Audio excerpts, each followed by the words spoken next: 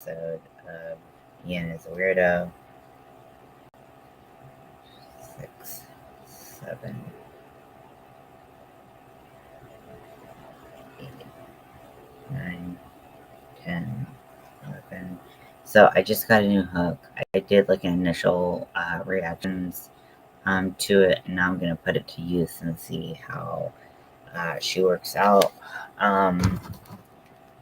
So yeah, so we're just gonna give it a try. It's more tapered than I am used to, so grabbing a yarn that tends to be a little bit piecey, like cotton, can be a little bit challenging. So we're just gonna give it a go.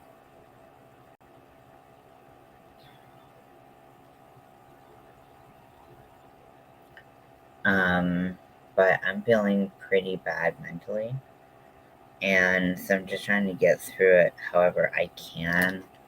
And I was gonna go live earlier, and then I went into a bad mood and had to wait a little while, but we'll see how this turns out.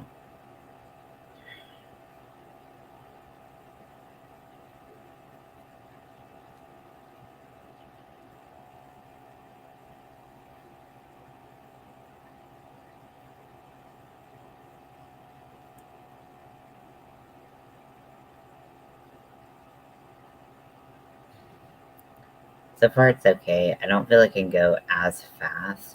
However, I'm a lot less nervous that the hook is just gonna, the head of the hook is just gonna snap off, which I was with my Odyssey, my candy shop.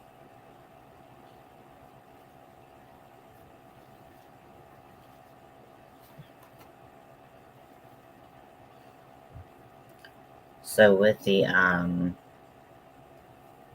with this is gonna be a rainbow stripe. I'm just mentally ill. I just having a hard time right now. Thanks for coming in, chat. I really appreciate it.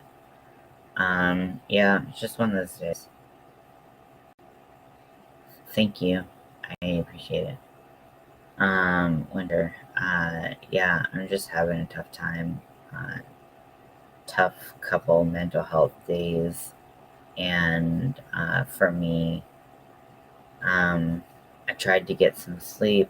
I took my medicine that helps me kind of come down from these situations, but it just seemed to kind of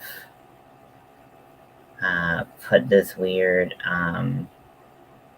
It's like you still experience all those emotions, but there's like it's like puts like a layer of like bubble wrap around you, where you're like a little less likely to like do something really fucked up, but like you still are like, I don't know if I can explain it. Obviously, I can't. Yesterday was pretty bad. Today is better, but like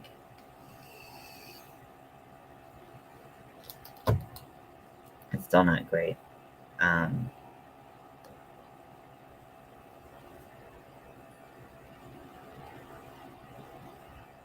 But I need to finish this packer. And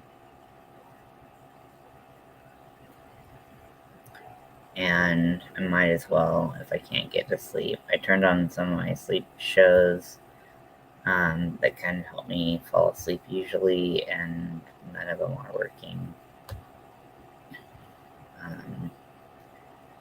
It's just kind of like the thing about being mentally ill is like you kind of have to take each day that you feel decent as like a kind of like a bit of a blessing, because like you just don't know when that feeling is gonna go away.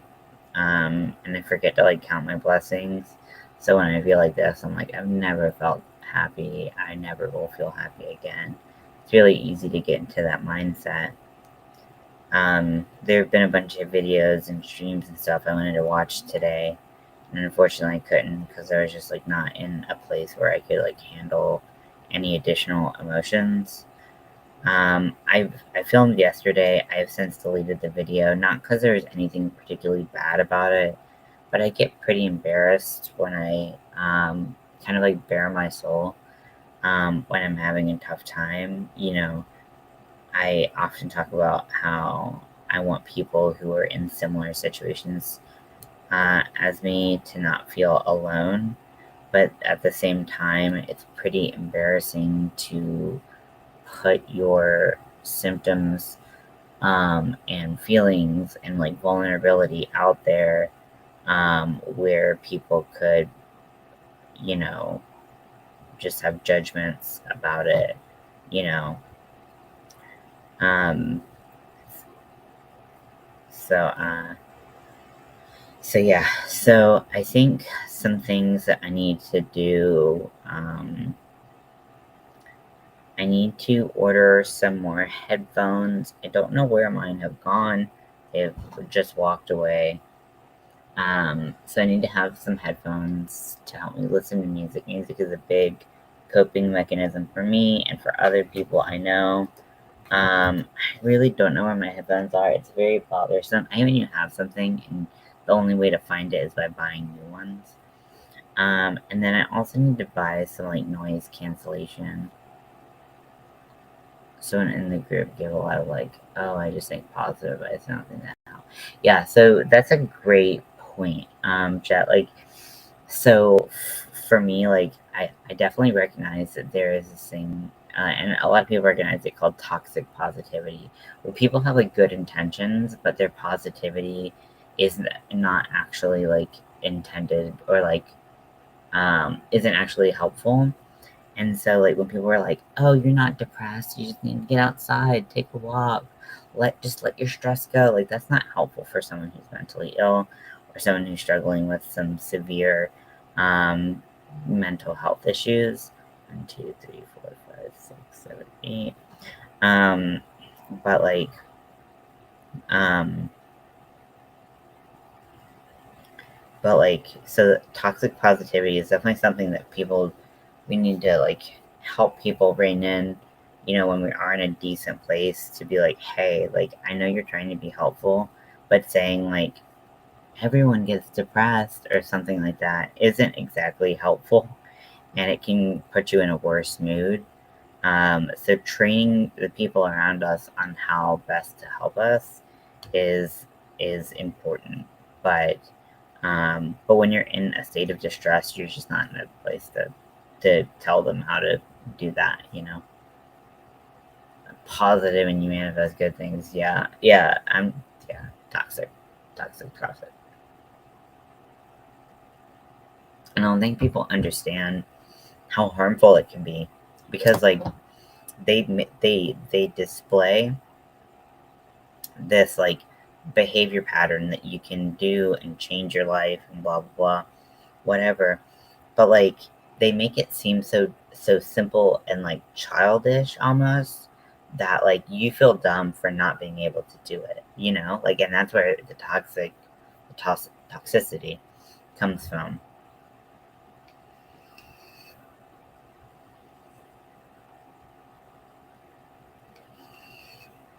Exactly, I totally know what you're talking about.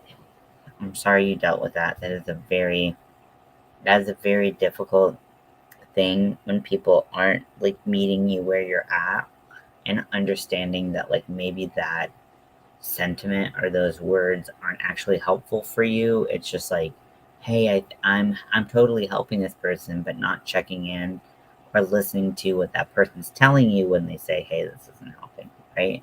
Like, if like he just listened and was like, oh, sorry, I didn't realize that this wasn't like helpful for you, and I'm just gonna stop it. It doesn't sound like he's like connected or empathetic to your situation. Just rather, he'd rather give advice on your situation.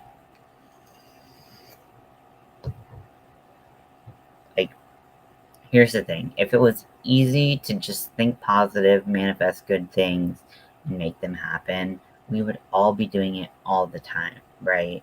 But sometimes there's factors that we can't control, and or we have difficulty controlling, and we have to work on those. And to hear like, oh, it's gonna be fine, manifest positivity, that doesn't help. That doesn't help a single person in the world. So I don't know. And if they were feeling as bad as you, like, they would not want to hear that. So I'm really sorry that that happened to you. I understand so completely what you're talking about. That type of person who is just like will not let it go, and you're just like, please, just stop, just stop.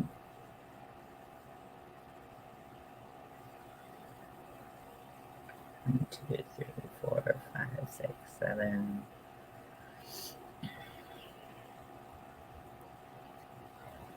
I like the ergonomics of this hook. I feel like there's something slightly different about like the. Is this the same size? I don't know. It feels like slightly smaller, which is like a weird like grip adjustment for me. Let's see, where's my Odyssey? Yeah. Also the weight is just different, so I feel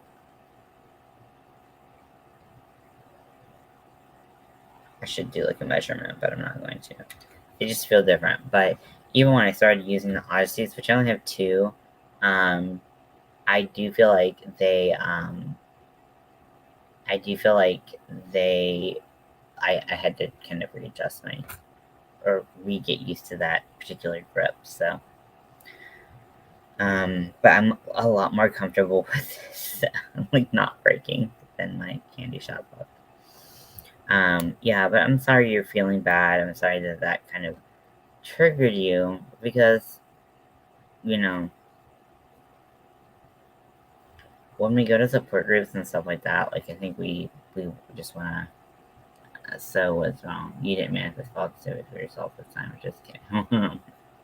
Yeah, exactly. It's like, okay, so when you say do it, I gotta do it and it's gotta work. But when I try to reflect that back, it's like, I'm in the rigging. You don't need to be here. Excuse me. Um, I don't know if it's that I'm in kind of like a fighty mood or what, but like, no, we would not play those games. No, no one's going to tell me where I do or do not belong. Um, Thanks, Crystal. I appreciate that. Yeah. I don't know how long this live will be. 1, 2, 3, 4, 5, 6, 7, 8. I try to be like very transparent about like my mental illnesses and how I try to cope with them because I think that so many of us deal with different types of challenges and just being open and honest about the types of challenges we're dealing with. Not everyone has to do it, you know, not everyone feels comfortable doing it. But like for me, it's really important to create a safe space where like we can talk about it if I do. I seem like honest, but I do. Yeah, that's like definitely not his call, and I would be like, you need to get out of my face right now. That's just me. I'm not nice like you are. um, so yeah, I would be like, you need to get out of my face before we have a problem. So, but but yeah, so yesterday was really hard. I um I recorded a live and I have since deleted it because I don't know, sometimes being that emotionally vulnerable and being that like just in such a bad place, I feel like sometimes like it can leave the door open for people. um Thank you so much. I appreciate it. And I appreciate you coming in here and talking to me about stuff like that. Like, honestly, it is incredibly helpful to have that reflected back at you because, like, it is very difficult to deal with it. And, you know, I wouldn't wish this on anyone because it's not fun. But, you know, it's a part of life for so many people, including myself, that it's something that we have to talk about, unfortunately, sometimes. Okay, so let me see. I think I'm at 8. 1, 2, 3, 4, 5, 6, 7, 8. But yeah, don't ever let people tell you that easier said than done, but like, that you're not allowed to take up space in a place like that. I think that that's just totally uncalled for. But yeah, so I had a really bad day yesterday. So I think I got off the I was thinking for sure, like you need on my face right now. Exactly. I'm like, I don't tolerate that bullshit. I don't tolerate a lot of bullshit. I do tolerate way too much, but there's some stuff that I do not stand for. Um, it's pretty triggering for me. So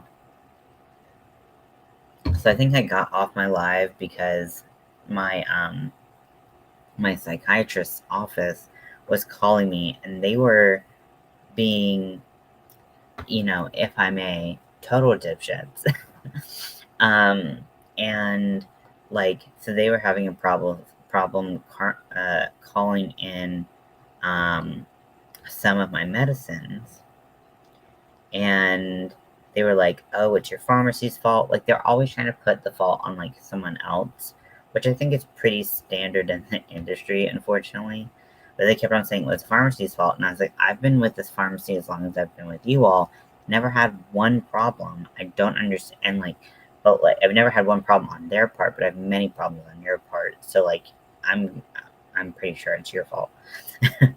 And like, so they were like, "Oh, why don't you call it into a different pharmacy and stuff like that?" And I was like, first of all, this is my anxiety medicine, and part of my anxiety manifestation um is agoraphobia, like leaving the house and going places. So you're telling me I have to go someplace new now because you can't write a fucking prescription? No, we're not playing this game.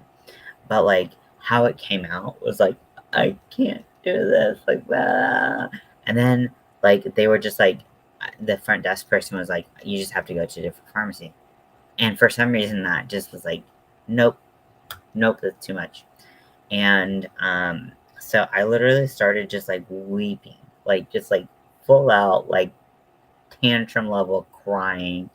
And this was all off camera, like I stopped the stream and everything when they called.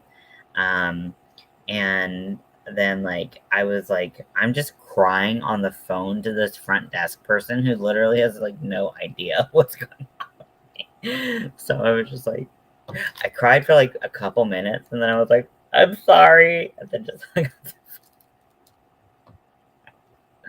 so they called my wife right after, I guess, to like make sure that I was like safe and okay, which, I do appreciate that they like called to check in. She was in a meeting, so she couldn't answer, and I was like totally distraught. I was like, my face was like completely red, and like I just was like, like it literally was crying like that, and I was just like, it was just tears and drool and just fucking snot everywhere. It was so gross. Um, and like for some, it was just like that was like the straw that broke my back, and I just wept and wept and wept and wept. Um, Oh, they don't get it. Chat with your psychiatrist about how this is handled. I cried at the test when I signed up for my INP program. Yeah, exactly. Yeah, it's like, the thing is, it's like the reception is like they have so generally they are so far removed from the actual therapy process that they're like, I don't know what to do with this person now that they're super emotional. It's like, you work at a mental health facility, like you need to be better trained at this. And the thing is, so with my psychiatrist, they they are remote, but they work for a like scheduling between jobs. Yes. Um, I know it's embarrassing. It feels awful because you don't want to be that person who's like,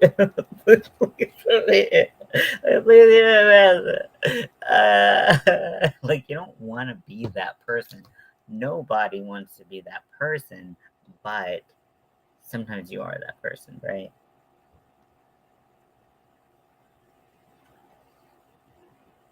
But also, like, the front desk people generally aren't trained on how to like deal with someone in that level of distress, so that they're just kind of like,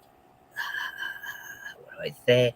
It's like they're not in a position to like give you therapy or anything. So it's like they don't really know what to do either. 1, 2, 3, 4, 5. But like, so the psychiatrist I go to is part of a larger, um, like chain of practices, if that makes sense. So like, they have like multiple different locations.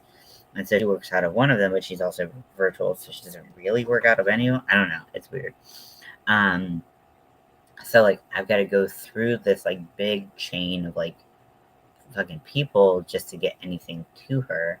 And usually, because if I leave something with the front desk, usually fucking nothing happens. Like, it never gets to her.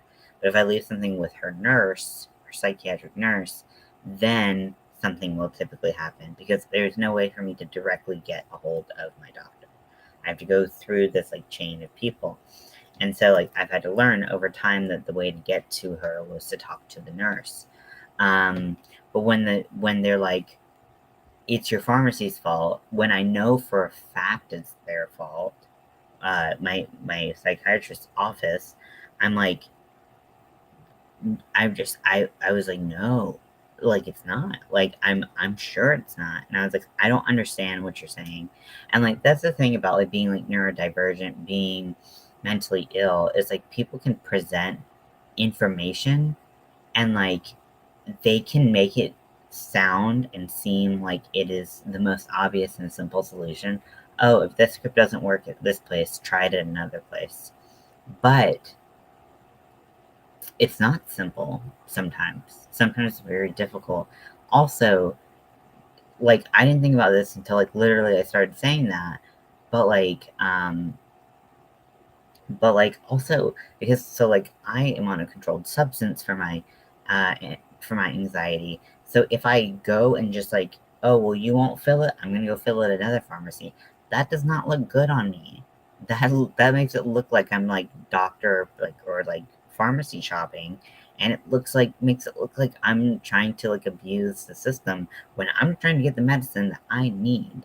So anyways, but my breaking point, I was so grateful she helped me through it. My psychiatrist is really hard to get a hold of, but now that I'm an IOP, it's a bit easier because I'm prioritized. Yes, I just ended my IOP program and it was totally virtual. And I've done it before and I really liked it the first time. The second time, not as much. But I did have a personal therapist. They offered psychiatry and I said I wanted it at first, and then they never followed through with that. So I'm not really sure. But my therapist also did couples counseling, which was really great. So we got kind of like a 2-for-1 deal with that. And my therapist is awesome. 1, 2, 3, 4, 5, 6, 7, 8. It's not good. It's kind of weird that they suggest exactly. And like I said, because it's a controlled substance, like it doesn't look good. But like it like to be like, oh, your pharmacy's their system might just be fucked up. It's like you are shirking all responsibility. Like so they were like her DEA number isn't like the pharmacy told me her DEA number was showing as inactive. They could find it, but it was showing as inactive. And so I was like, okay, so if I go to another pharmacy and they find the same thing on the same script that you tried to give to another pharmacy, then it's on you, but you still are not taking any responsibility. It's like, just fucking check the DEA number. And they're like, well, if the pharmacy doesn't have it, then blah, blah, blah. I'm like, just yesterday. I definitely would say that I was very much in that like mixed territory, um, which I don't particularly find fun. It is a very difficult way.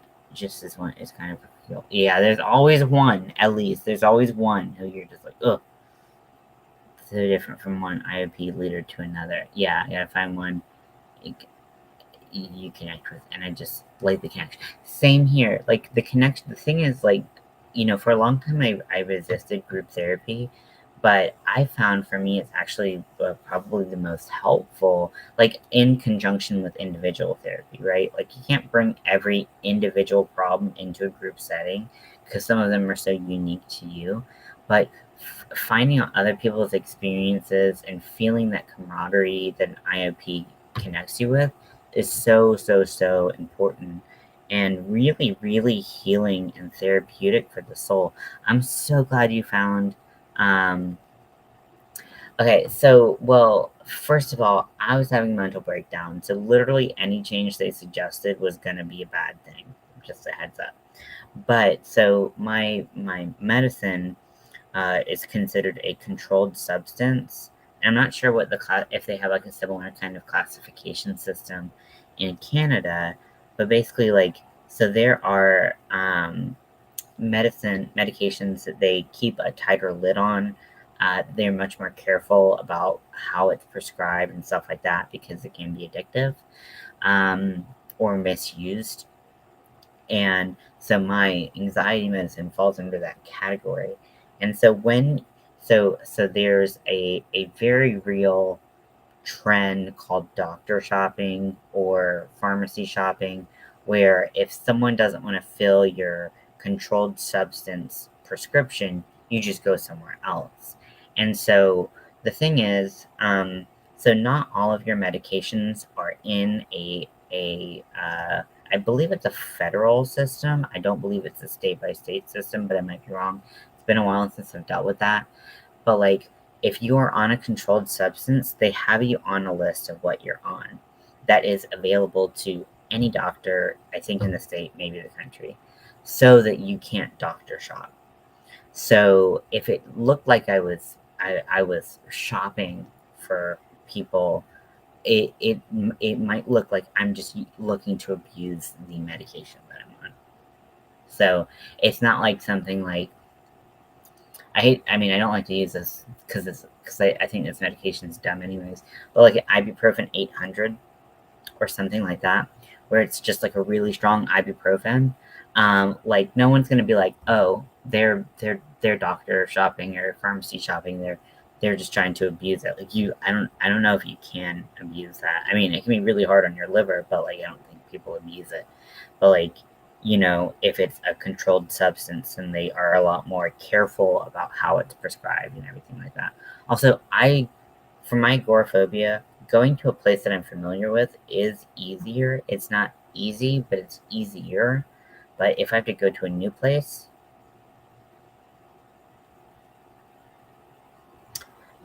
correct. Yeah. Yes.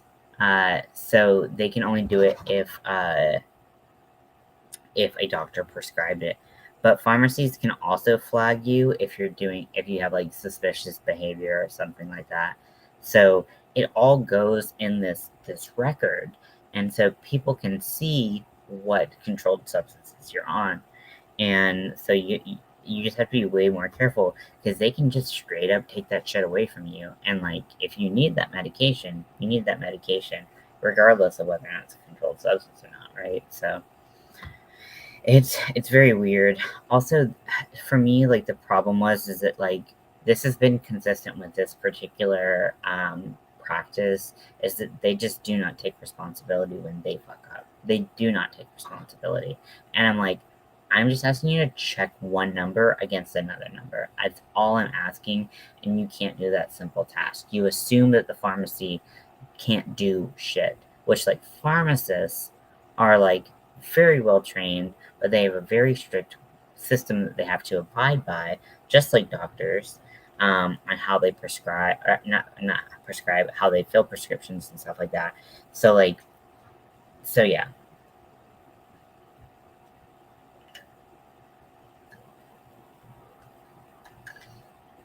So not necessarily. Um, so the thing is, if you go to a So, like, let's say you were traveling, you ran out of medication, or you forgot to bring some. Sometimes the pharmacy, especially if it's a chain of pharmacies, like CVS or I go to Publix. So if it's a chain of pharmacies, they can either get you like a short little burst if they get it uh, checked over by your doctor, or they can sometimes they can give you partial or they can fill it early, depending on the substance. But like I said, controlled substances, they're much, much less lenient about. But usually they'll try to help you out because mistakes, like if you run out of medication or something, like that happens.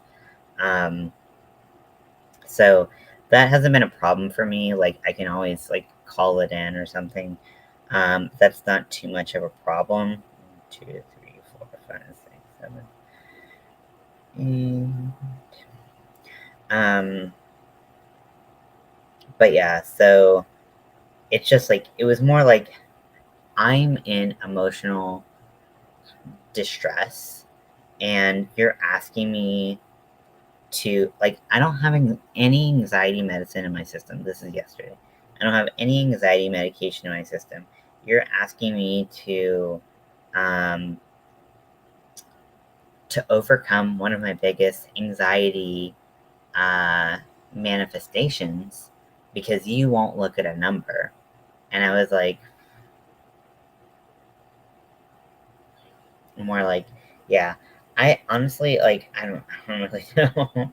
But usually they're pretty good. It's about like being in the same system helps. Sometimes they can give you a forward of your medication. Um, yeah, no, I totally understand. And like plus we're in different countries, so like everyone does something different.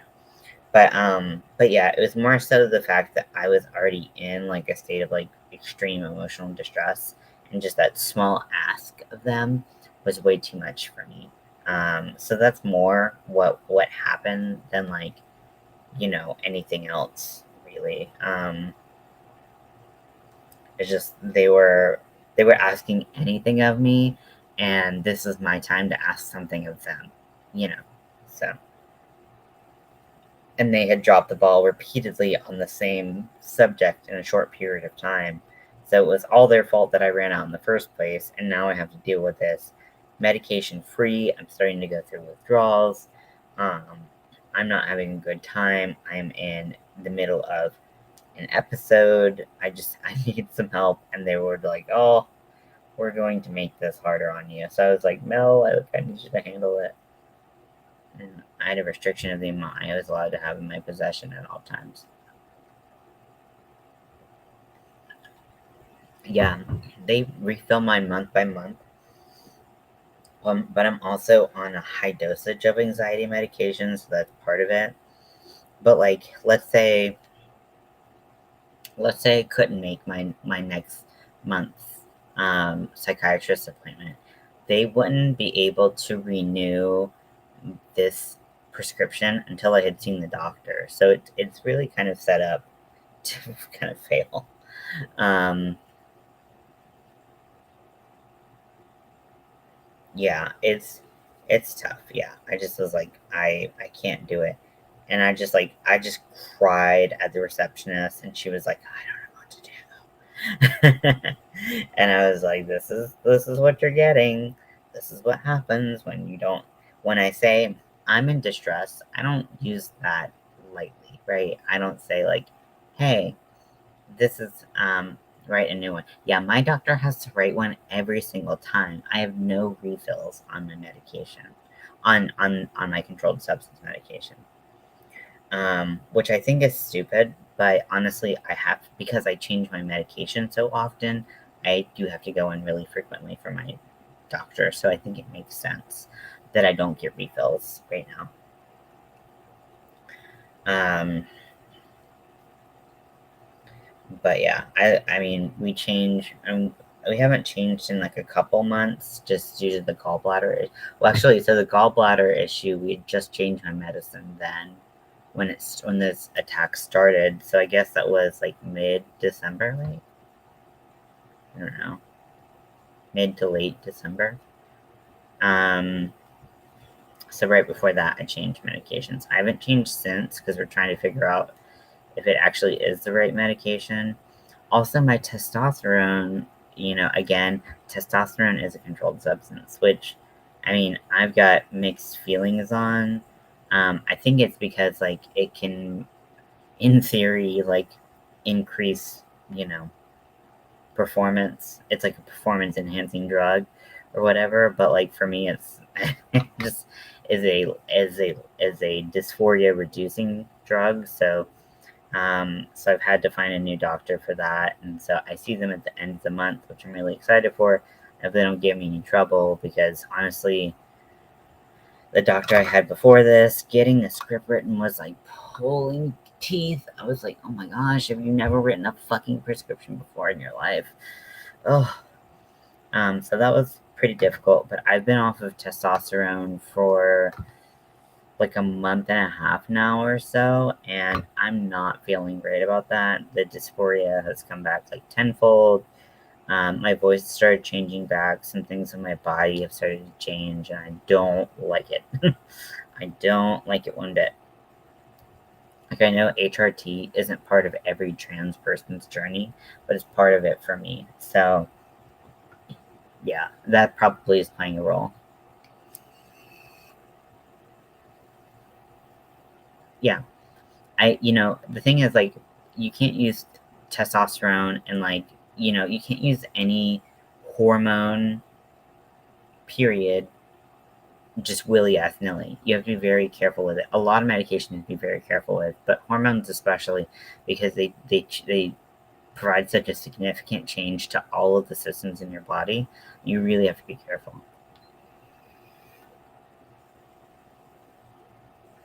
Well, like, so, so I know for people who are AMAB, who take testosterone, I mean, there's a bunch of problems that low T can create in people who are AMAB. And then for, like, people can use it for, like, performance enhancing drugs. But there are places in the United States where they are not allowed to prescribe you HRT, like gender affirming HRT for any reason. Like, I was looking at a facility in Florida before I went to Boston. Um, and the facility in Florida, they're like, you're actually not allowed to be on HRT because of DeSantis's law. So they're like, while you're here, you cannot take your hormones. And I was like, excuse? Oh, what? I'm prescribed it in a different state, and this fucking douchebag, sorry, but like, not sorry. But like, I'm already prescribed this, but I can't take it in this state because what? Excuse me? And also, dips in testosterone levels can lead to depression and all these things that I'm already struggling with as a result of my mental illnesses. So, like, I think this is a pretty bad call. I don't think this is the right place for me. Also, I don't want to go anywhere I'm not welcome. Dean effing D-bag. Yeah. So that's just my thing. It's like it's gender affirming care is life saving. Point blank period. That is what it is. Anyone who sees it as like a fun cosmetic type thing is absolutely missing the entire point and how painful gender dysphoria can be for people.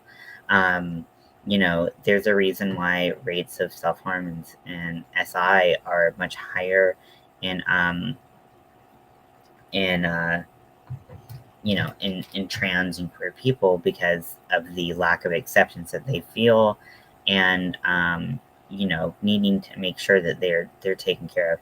These are life-saving treatments and surgeries.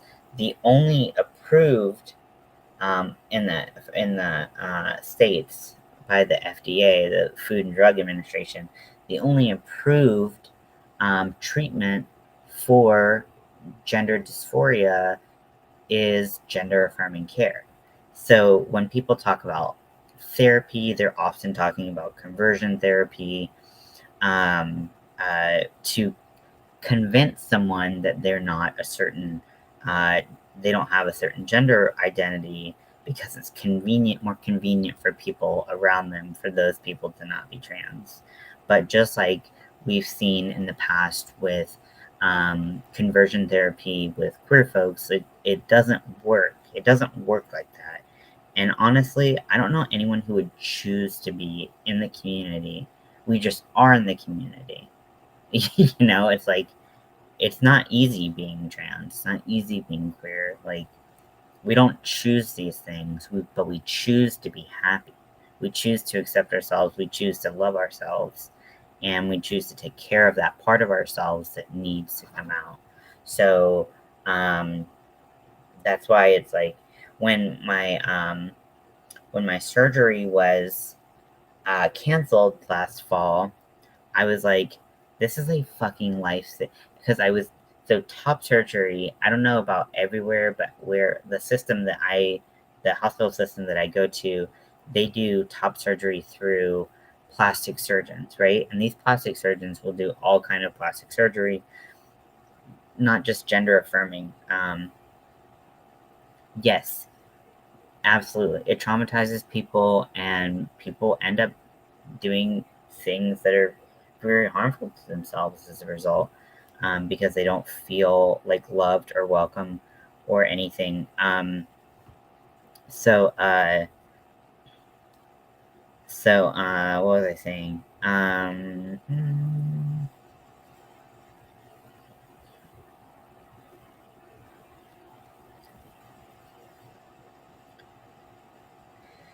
I don't remember, but yeah. So I just, I'm glad we're in a time where people can express themselves a little bit more easily, and I hope that we continue on this trend of letting people live their lives as long as they're not hurting themselves or other people. I absolutely think that this is a crucial part of, um, you know, letting people be happy, letting people live these like long, full, happy lives, is to let them dictate um, their own path in life, right? Um, there's a lot of bad things that people can do to themselves that are not regulated, but when it comes to people being happy, it seems more about other people feeling more comfortable in the situation than the actual person that is experiencing these symptoms of gender dysphoria, or a lot of like, internalized homophobia. Like, I mean, conversion therapy just fucking runs rampant when someone experiences internalized homophobia, right? And so, you know, I don't know. I have a lot to say about the issue. I don't want to beat a dead horse, because, like, I'm pretty sure everyone knows where I stand. What I was gonna say is, like,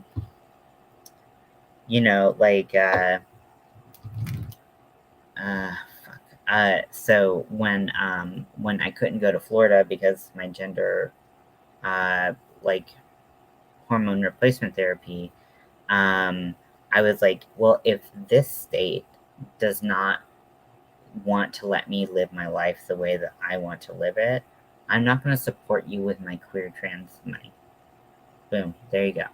And so that's why I get really defensive about people who insist on supporting businesses that are deliberately anti-LGBTQ plus, or have had other um, distinct and notable issues with certain groups of people. I'm never gonna condone it, and honestly, I've gotten to the point where I don't even know what to say anymore. If someone's like, "I'm gonna shop at blah blah blah," which I'm not gonna say the name because I don't want to, whatever. But like, 1, 2, 3. Okay. But like, if someone like insists on shopping at that place, I'm like, do you know what that says to someone like me, who like they don't support me existing? Like, when people are like, "Oh, I'll go support this place," like, I'm like, but I thought we were friends. I thought, you know, I thought you cared enough about me to care that there is this huge agenda being pushed against people like me. You know, for me, I do tend to take it a little personally. It's hard not to, right? Um,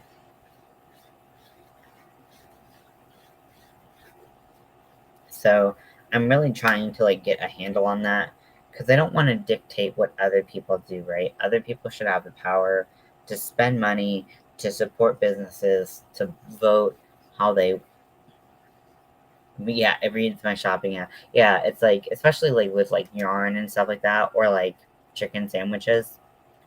Same with support a specific author's franchise. I know, right? I only do things and like, or like musicians that have very controversial, shitty people. My fandom is more important than your safety. Absolutely. And I'm just like, really? That's what this is right now. Okay. Okay. Cool. So I've started doing this thing where like I will use something from a place or use something by an artist that I know is not friendly to a certain group of people, but only if that there's no way that that person or that company can make money off of it.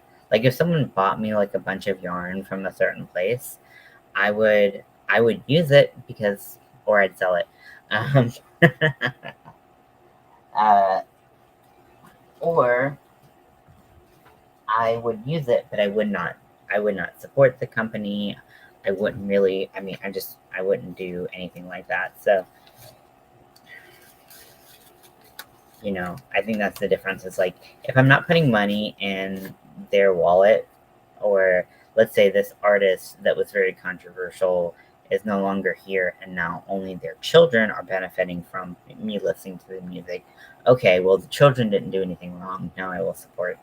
Now I will listen to this music again. So it's all about personal choices. And when we stop thinking we have a choice, or that we are not allowed to, like, voice an opinion, I think that's, or that our dollar doesn't mean anything. I think it really does send a message to the company or to the artist that they can do whatever they want, and we will continue to support them. And I don't know. I don't feel that way. I used to make a bunch of excuses about supporting companies and stuff like that. And now I'm like, nope, they don't get that grace from me anymore. And it is a matter of safety. It is a matter of things. I mean, there's a company that a lot of our friends shop from that literally supports conversion therapy. They're anti-Semitic. Like, they're terrible, terrible. And people support them even though it's like, hey, please, like, show some fucking like empathy for like my situation here. I don't know. And like, there's always companies that you don't know how bad they are, and someone informs you, and you're like, shit, I just spent a bunch of money there. But there's always an opportunity for kindness, for love, for compassion, just trying to see other people's point of view. And if you can do that, it really makes a difference to the people around you that company or whatever targets, right? So,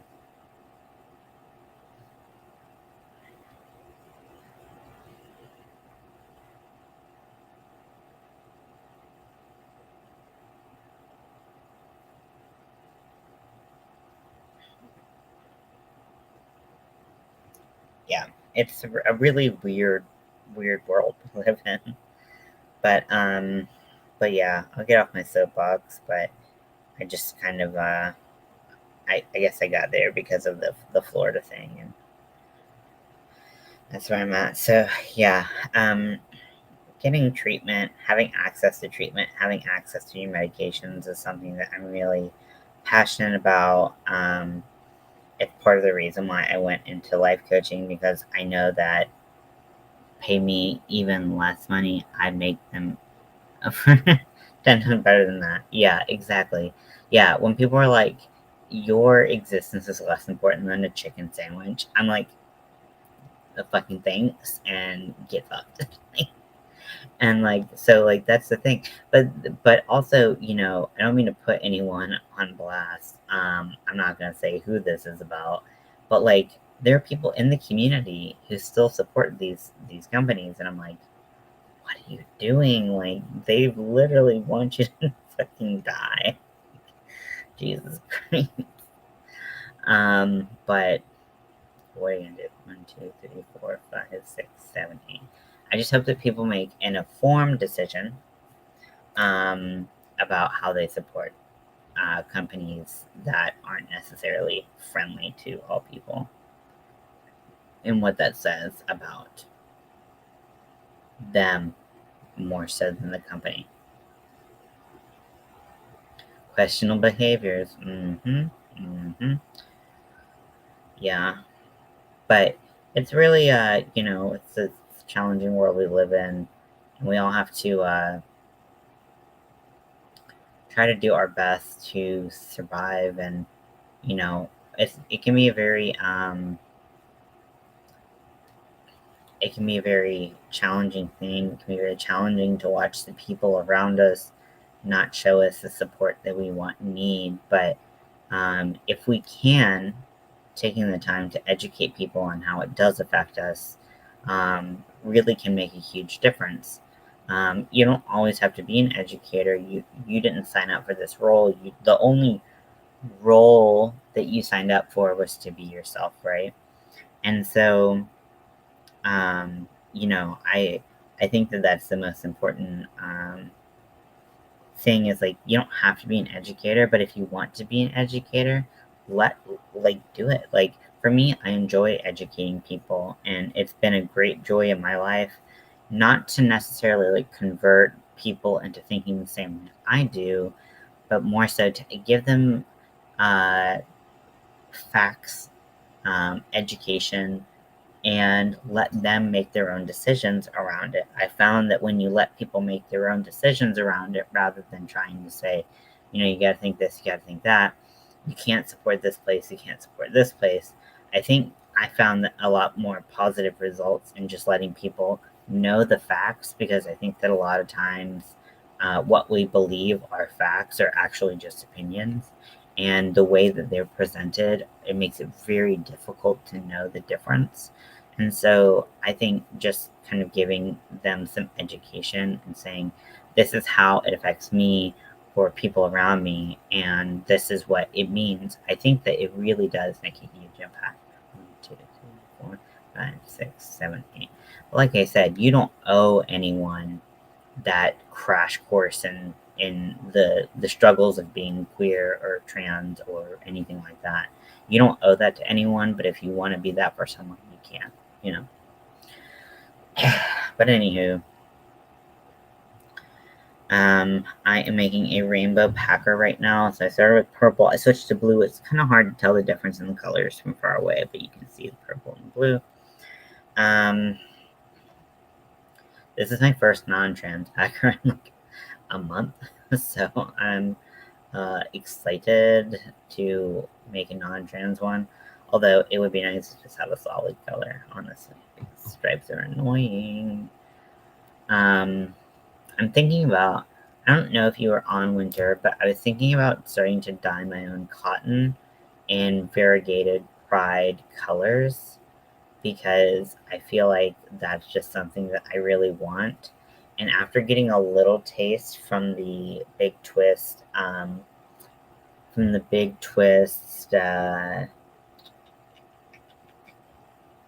living yarn with the pride colors, I feel like something that I feel like is really missing is like cotton options in these pride colors.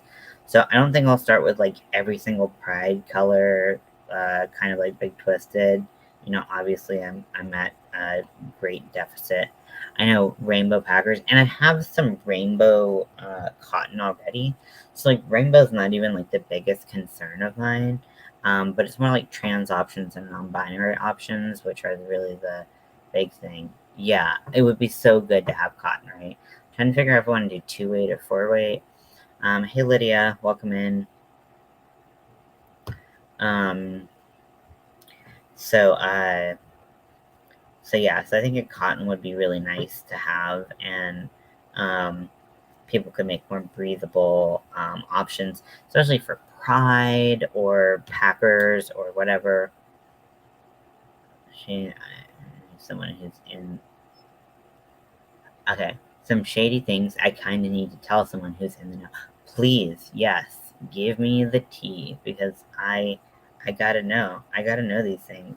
Like, in the past couple years, I used to support this one person who, I think we've talked about this winter. I used to support this one person who is in the community, but, they were always 1, 2, 3, 4, 5, 6, 7, 8. They were always kind of at the center of like controversies and stuff like that.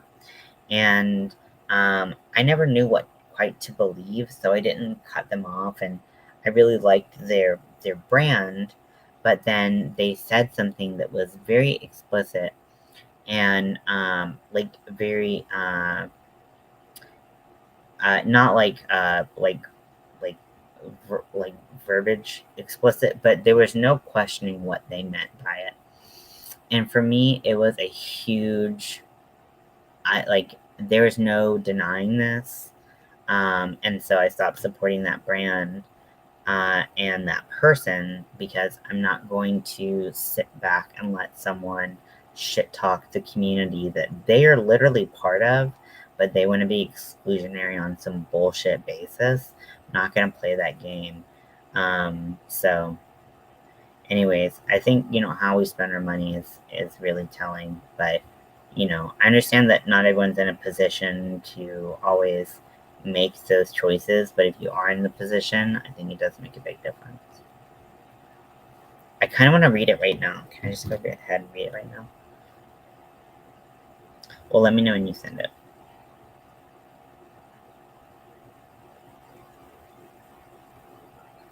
I will read.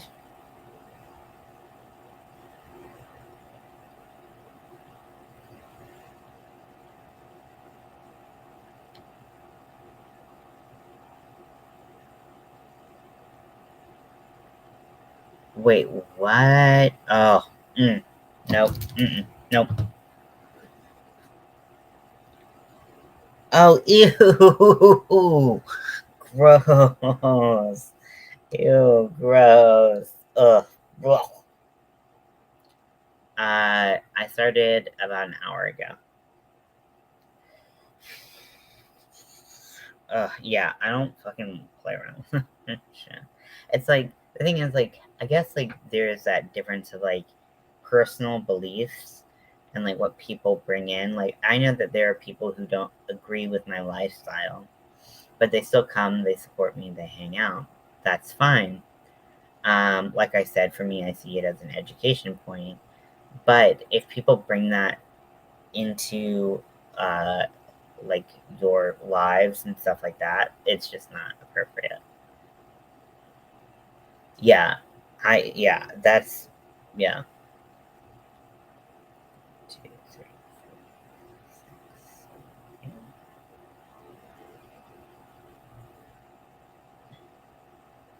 You, you. I mean, It's okay, Lydia. You never have to apologize.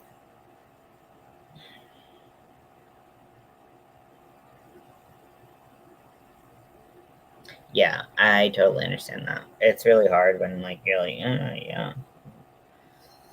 That puts you in a tough position. I really am sorry to hear that, but I mean, I think you're doing the right thing because like you got to take care of yourself first, right?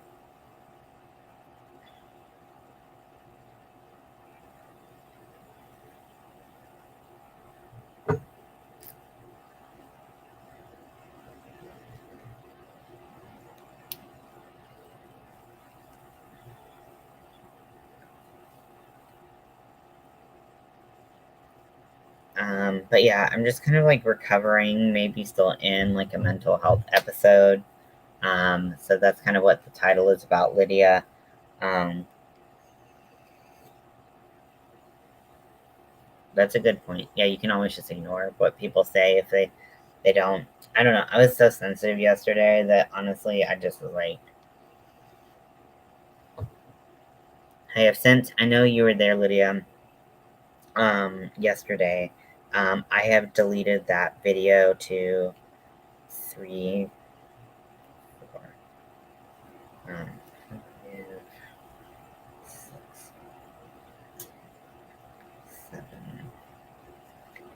I mean, for me, like, I think it's important to talk about mental health issues and be transparent. But sometimes, like for me, it's very difficult to see that kind of um, thing and be that vulnerable sometimes. And I'm just really like I get nervous about like potential judgment that people will have on me. And I was so sensitive and I'm still really sensitive right now about like people being like you're fucking weird or like you're faking.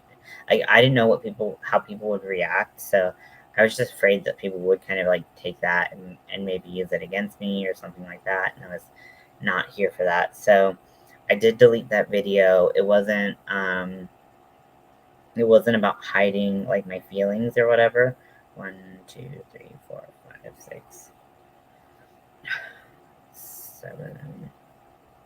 It was more so like I don't like want to.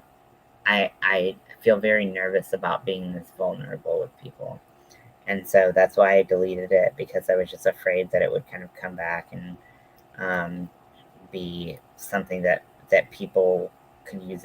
I don't know. I don't know. I just didn't feel good about it. So also, I had like a massive breakdown after the live because of previously mentioned issues with my um, relations between my pharmacy and my psychiatrist.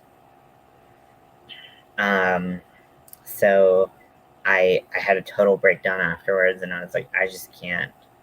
Yeah, it's like when you have a meltdown or you're bitchy, or like not just you specifically, but like the general you, right? It's like, or sometimes you think you're in a better mood than you are, and then someone says something and it just like sets you off. I think it's perfectly reasonable to say you like, you know what, this isn't the best representation of me, and I just want to like, take this down. Also, like I tried to show what my hypomania and mania look like, but because like sometimes like I find that view of myself like particularly like grotesque.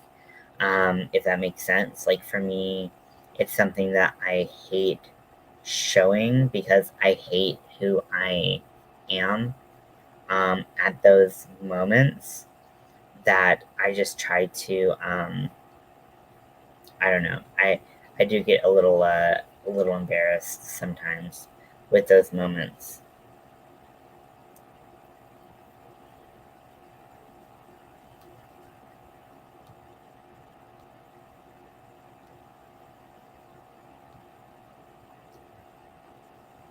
My former therapist and I are following each other on Instagram now. I'm so excited.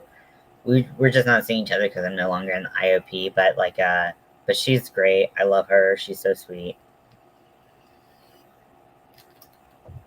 So I'm really hoping I get to meet her in person and we get to hang out because that would be really fun. She's great. We had so much fun with her. Um, and like she really does like she's like a perfect blend of like being chill and like challenging you, which I really like in a therapist. Like she doesn't just let you sit and in those feelings without feeling like she doesn't want you to feel powerless over like your emotions, even though that sometimes that's kind of just how you feel. So like sometimes she'll be like, okay, it's okay to sit in these emotions, and other times she's like, okay, let's like change it up and think about something different. And like for me, that's a really um, positive type of therapist. So I love her. So yeah, hopefully we'll get to hang out. That'd be cool. Um, so yeah. So with this hook, so what I'm noticing the difference between the candy shop hook is fairly tapered, um, but it still does a better job, I feel like, than this one. Like even though this is much duller, like it feels like it grabs the yarn and doesn't break off into like PC messes as much as this one, but maybe that just takes some getting used to. I mean, occasionally, like I'll have a stitch where I don't get all of the strings, but I feel like it's happening a lot more with this one. More gentle guidance as I navigate difficult situations, emotions. Exactly. Like, yes, everyone has different therapeutic needs, and I totally understand that. And I think that's great that you know what you need, right? Because, like, a lot of us, I'm going to really just speak from my own experience. When we start therapy, we don't know what kind of therapist we need or we should use. And when they challenge me, but not when they try to impose their personal values. Exactly. Yeah. Anyone who wants to impose personal values is not for me. Um, and yeah, so I,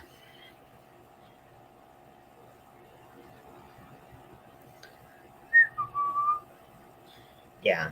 But I do need to be challenged. Like, if someone is just like, yeah, okay, and how does it make you feel? Yeah, okay, and how does it make you feel?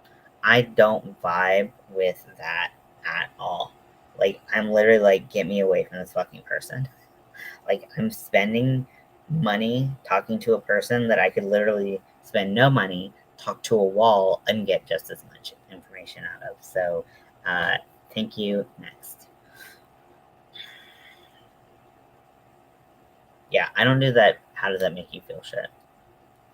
Because I'm telling you how I feel. Literally telling you how I feel.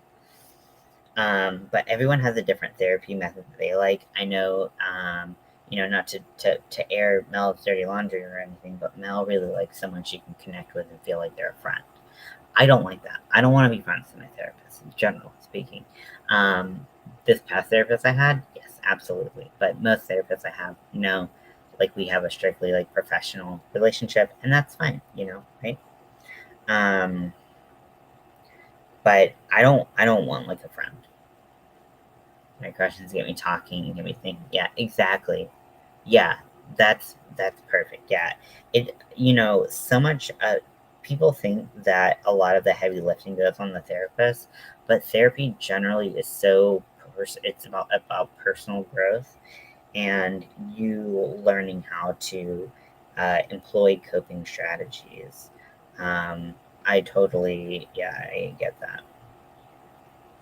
But like, yeah, I don't want anyone. I just need someone who's two of them being friends. Yeah, I don't do a whole lot of small talk, but I do incorporate a lot of humor. But I've had some like one, two, three, four, five, six.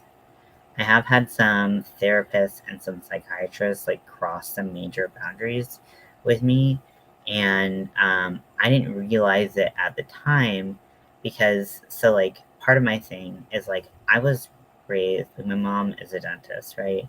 And so like I have the utmost respect for doctors and like uh, health professionals, right?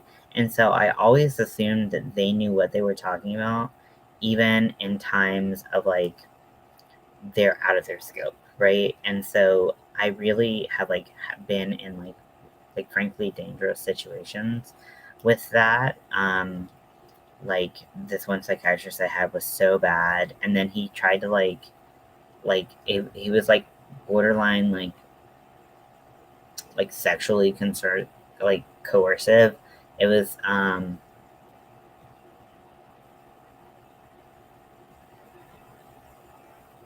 yeah. So like I've really had to try to like find the kind of therapist that like works best for me and the kind of psychiatrist that works best for me.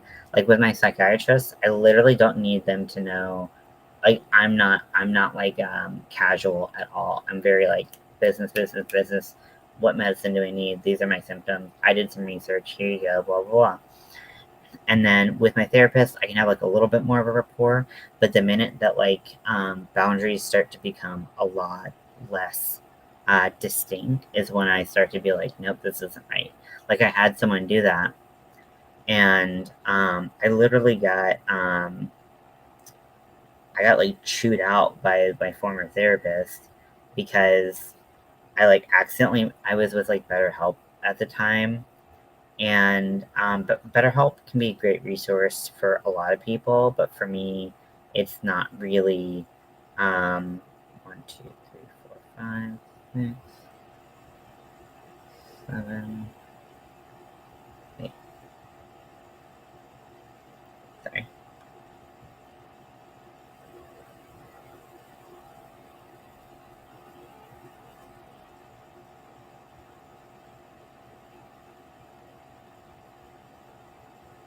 Um, but yeah, so this person, so I was like, I wanted, because this person was like, I can do this type of therapy method when I started, and I was like, great, this is what I really need.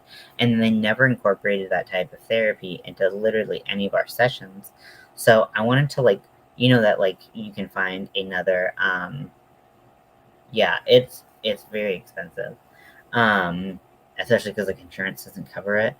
But, like, so, like, I just wanted to look at other therapists, but it just, like, took me off of her schedule completely, and she flipped the fuck out on me and, like, did this thing that happens to that used to happen to me a lot when I was younger, when, like, I would, like, do something like that or like stuff and people have been like, look at all I've done for you, and try to like hold it over my head that they had helped me at one point, and because of whatever reason I didn't find them as helpful anymore, that they would take it very personally and like turn on me and use my stuff against me.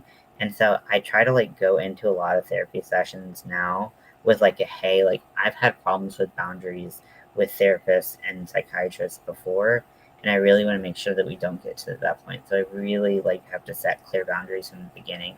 Exactly. Yeah. I honestly, it was so devastating to me because I literally just wanted to look, and I wanted to like end things on a positive note and be like, "Hey, like you're great. Like, we've had some good sessions, but like but I just, I don't think this is what I need." So I wanted to end it on a good note, but I just wanted to see what other options were out there. I never clicked that button before, so I never realized what it did, and just like took me out. It didn't say like, hey, do you want to like look before you leave? Like, which I feel like would be way more helpful than what it actually did. And then the last time I used BetterHelp, I was in like a bipolar crisis, and she was like, "I can't help you. I don't know what to do." Like she was like, "Nope." So they're not super well equipped for dealing with like generally people are like, I mean, I think it's good for like anxiety, depression. Some people find help who are, have other things going on. It sounds like you had a great experience, but for me, I I know that that's not the way for me anymore. And the thing is, I have a lot of diagnoses, a lot of them overlap, a lot of them create this like brackish water, where it creates a really tough position for me to be in. So so it is really hard for me to find a therapist who can deal with my shit anyways, even if I'm not on the BetterHelp, um, uh, path. So so I've got to kind of go pick and choose with people that I deal with. The new therapist I'm supposed to be seeing, I think, I hope, I don't know how that's gonna work out, but she seems very trauma focused, which is good and bad. Trauma is really good to work through. It helps you move past things in your life that are holding you back.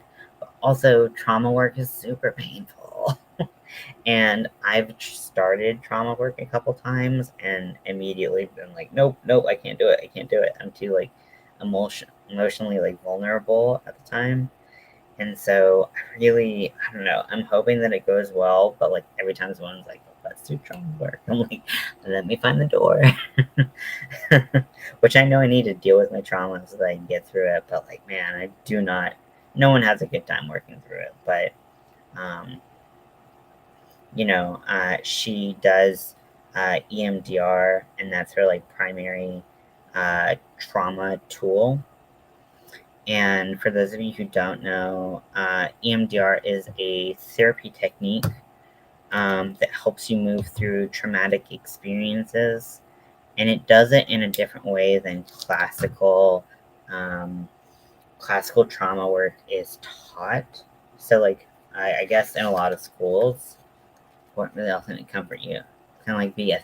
Yeah, exactly. You need aftercare and during care, and you need to have a safe word and all of this stuff. You're absolutely right.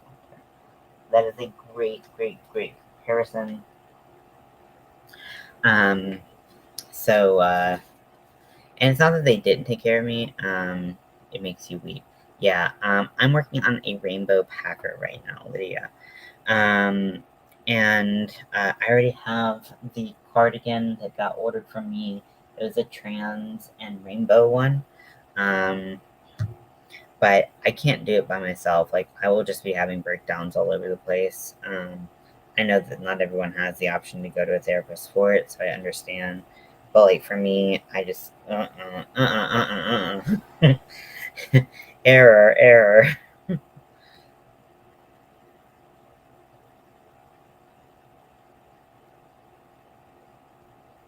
But like, so EMDR does not force you necessarily to relive a situation like traditional. Uh, yeah, it is expensive as fuck. Luckily, my insurance does a pretty good job covering things, so I'm very thankful for that. Um, but also, my therapist and my psychiatrist was like, "Hey, have you thought about like TMS, which is transcranial magnetic stimulation? Basically, they do like a it's like an MRI, but it's like going to the hairdresser and having that like hair thing on, hair dryer on, except it's like magnets to do something to your brain chemistry. I don't really know much about it. I need to do work on it, but so it's not even FDA cleared. I think it might be FDA cleared for depression, but in my experience, things that work for depression tend to not work as well for people who are bipolar, i.e., antidepressants and a lot of other treatments. Um, but anyways, so I might look into that. But yeah, EMDR. Yeah, so at first I thought she was talking about what is it like? It's like the electromagnetic like stimulation where you like are sedated and they like you basically come out and you're like drooling and kind of like memory issues and stuff like that. And I was really scared of that, but she was like, no, no, no, no, we're not talking about that. And I was like, yeah, that scares the shit out of me. Um, oh, cool, that's nice. But but yeah, um, so EMDR is so it starts with this thing called bilateral stimulation, and basically what you're doing is you're activating both sides of your mind, and kind of getting into like a rhythm of things. So like some people will do like arms, um, so so it has to do with like rapid eye movement, or not rapid eye movement, but movement. But you can also do tapping or different things like that. But basically, it can help you move through really difficult trauma that you've experienced. Yeah, and process it and traumas and things. Absolutely. Yeah. And then you can like go back to your safe space in your head. One of the first things I did, so I started EMDR with another therapist. And so like the first thing was like finding like a happy place. And like at the time it was easy to like find my happy place. Now I have no idea where my happy place is. So I'm like, how am I gonna do this? Um,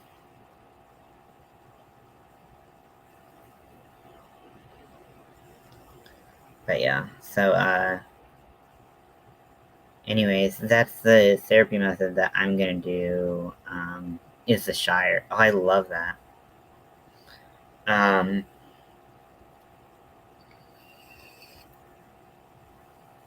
for me, I had this very specific memory of Mel and I, but I feel like because I've like borderline because I've brought trauma into that space, like now it doesn't feel like that safe of a space anymore. Does that make sense? So I need to work on that. really give some time before I start EMDR to do with that, just so you can move a little bit faster. 1, 2, 3, 4, 5.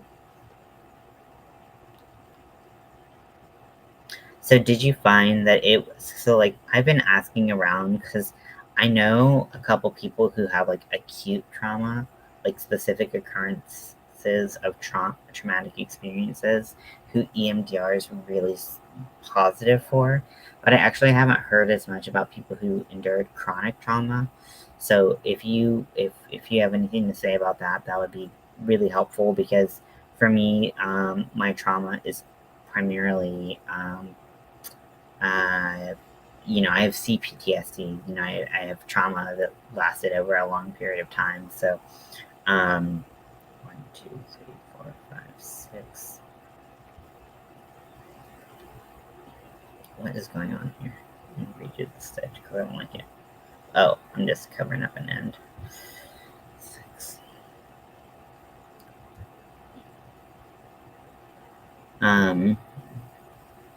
Okay. So it worked for you even though there was complex trauma. Okay, cool. That's very comforting to hear. I really appreciate that. And you sharing that because like I said, like you want to make sure that you know, like my friend who did it had an assault experience. And he was like, I used to not be able to even think about it without like throwing up, and he was like, now it doesn't affect me like nearly as much. I was like, wow, that's amazing for you that you've been able to like work through that. And I was like, I don't know if that's going to be my experience, but specific and more through them, but it can turn that really continued trauma as well because it frees my mind from the specific memories. Yeah, it's like I don't know. It's like for me, like I I don't have. I mean, granted, I say this, and I literally had a PTSD nightmare last night. Um, but for me, it's just like it's been 3, 4, 5, 6.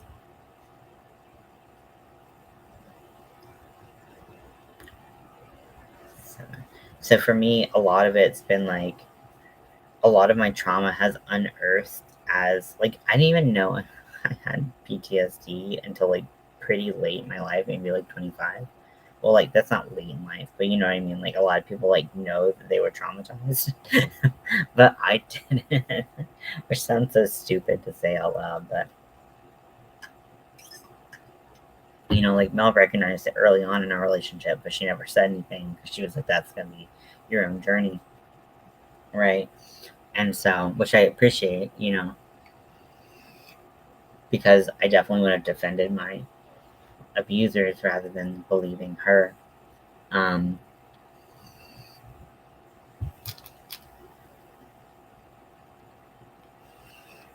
yeah, my core beliefs basically summarize it's just like you are a piece of garbage. You are inherently flawed. And that's why I really struggle with like self love and a lot of like self doubt and stuff like that because like I just believe that I'm inherently flawed and like no one can tell me anything else. I just don't believe it. I think it's pandering or something. Like I just don't believe that I have anything inherently like worthwhile about me. So working on those core beliefs is super important. I'm really glad you're here, Winter. Honestly, and I'm glad that everyone's been here to talk about these things with me because honestly, like I mean, like the title is feeling like garbage, and I do feel a lot better now. And this is like the power of the community that like you can get through like lives and stuff like that. Is that like you can really like find people who make you happy, who can talk you through these really difficult situations. Um, because we're just friends, like we don't put any obligation on the other person to fix us or anything.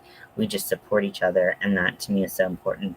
There is a video I really want to watch. I commented on it because I want to support her as much as possible because I think she's a super sweetie.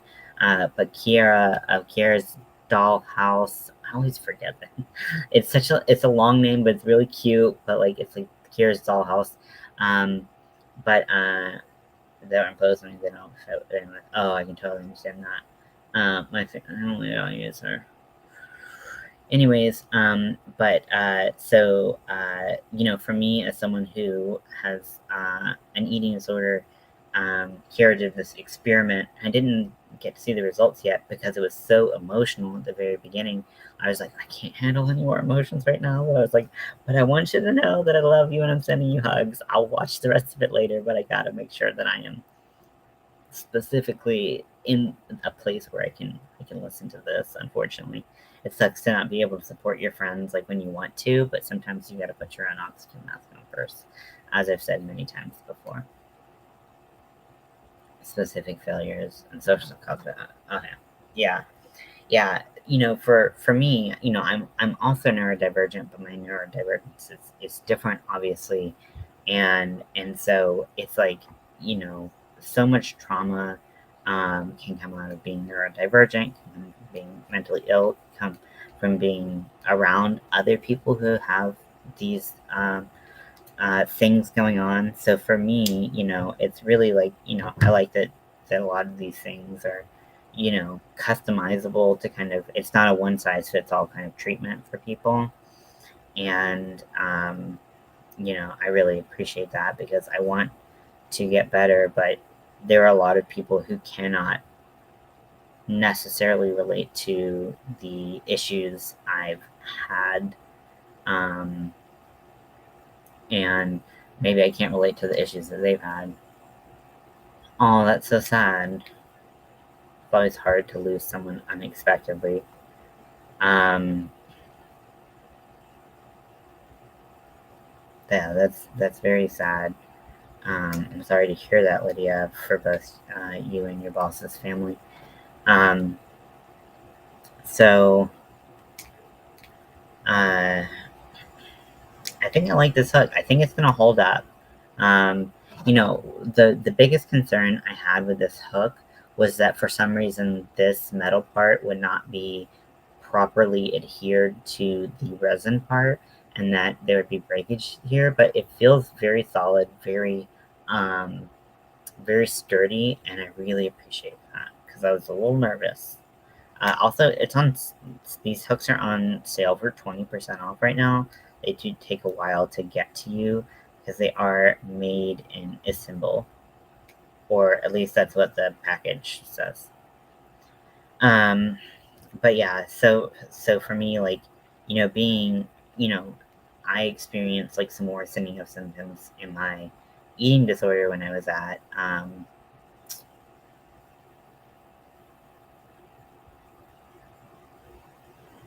I'm sorry to hear that.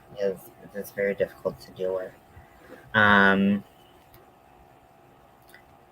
but like, so there was one person who I literally wanted to like, I wanted to hurt.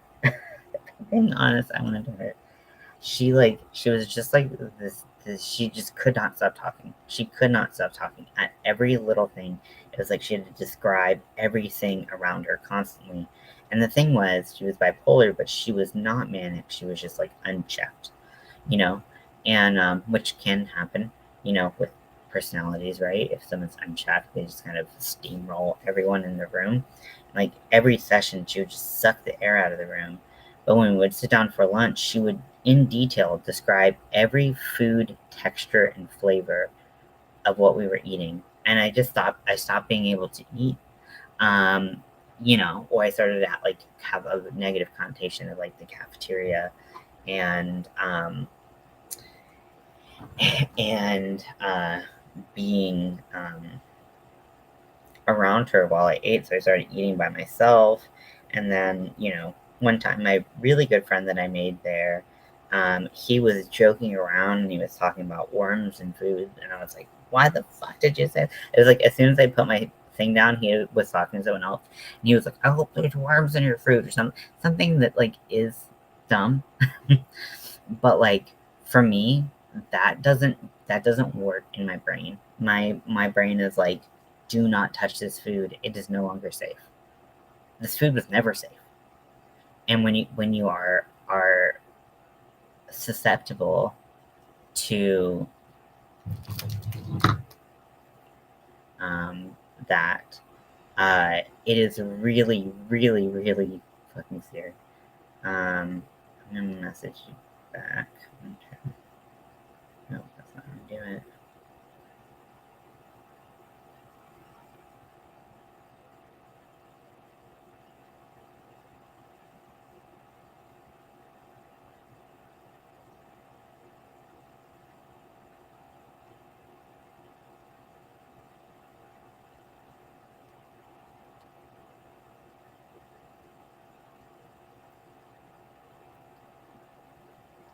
Um, so,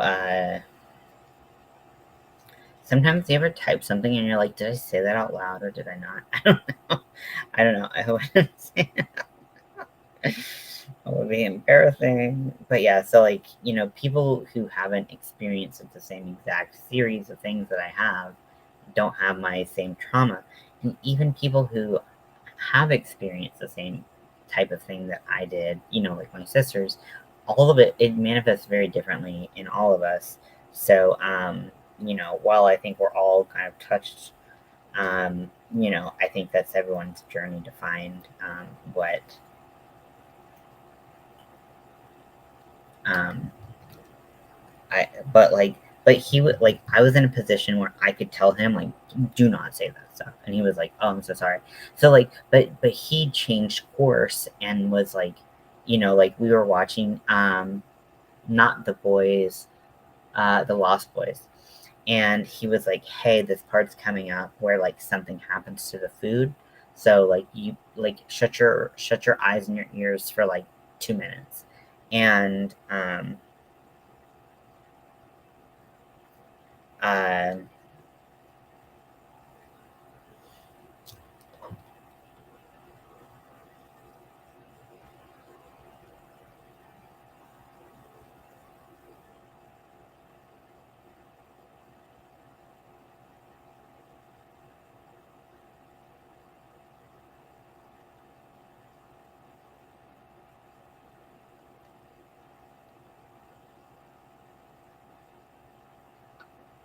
okay. Um, but yeah, so he was like able to pivot and like move into like, okay, this, because not that's not a trigger for everyone, but when people know your triggers and they are willing to help you out and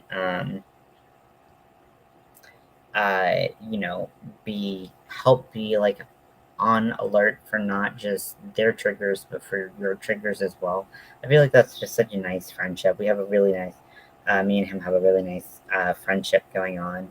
Where like sometimes we'll be spiraling and we'll literally be like, dude, shut up. We will be like, stop saying that. And it's just a really nice camaraderie that we have because we both know that like our brains kind of get away from us sometimes, and so we're able to like talk to each other like that, which doesn't work for every friendship, and I understand that, and that's fine. But like for us, it really works out that we can just be like, shut up. um, but other friends, like I can't really talk to like that, so it's fine. But I am, I mean, with my feedback with my friends, I generally am pretty frank because I find that, I mean, first of all, that's kind of the only way I know how to be, right? I mean, you all have been watching my channel for long enough. I just kind of say what I think, um, as much as I can, but like, and never with the intent of like breaking other people down, but just like, to kind of defend myself, but also, I don't know, whatever. But yeah, it's so nice to have a friend like that. We really do support each other. But he is like, we've both been there for each other, and it's really great. He's younger. He's 24, but he's just a really sweet, sweet guy. And he was, like, it's so weird. This is my first time in treatment. That was my first time in treatment, being out as trans. So it was really nice because like there were some people who clearly like had never really like encountered someone who was trans before, and it showed. Um, and then like he like it was never like a question for him. It was always like it wasn't like people who saw me like before and after my transition. It was just like people who just saw me after. And so it was really nice because there was just never any like question that he saw me that way, and that was really super cool. So making friends and treatment. um but yeah, now I'm like, do I need to step up in treatment? Or like, I don't know. I've been feeling so miserable, but it's so hard because a lot of my feelings, and pretty much no feeling is permanent, right? Like when we think about how feelings kind of flow in like waves, it's like, yeah, they come to a peak, and sometimes that peak is really nasty, but like, or that valley is really nasty in between waves, but like eventually things settle out. The storm isn't always raging, sometimes just the waters are fairly calm. And so, it sucks because like I'm kind of, at a point right now where like if I was like this all the time, I would need a higher level of treatment. But like, is am I gonna even get to a treatment center before this experience is over with? I don't know. So we shall see, we shall see, we shall see.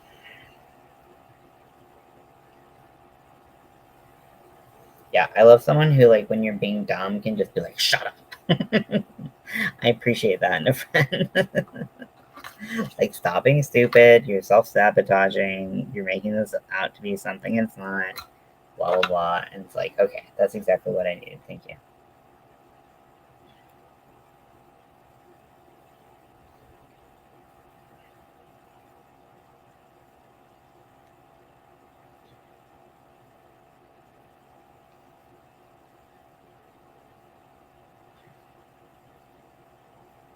Yeah, I like this hook. It's easy. It's so smooth of a transition. It's even smoother, I think, than my Odyssey.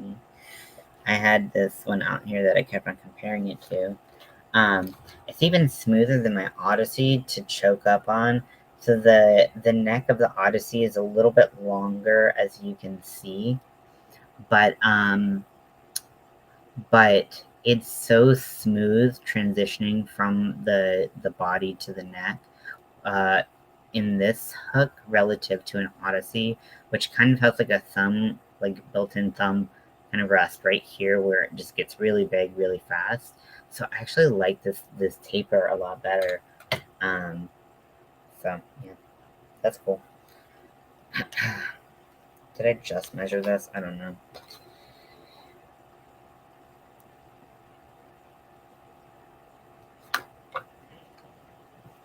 Um, but I'm probably gonna go because I'm feeling a little hungry, and I think I might have a PB&J.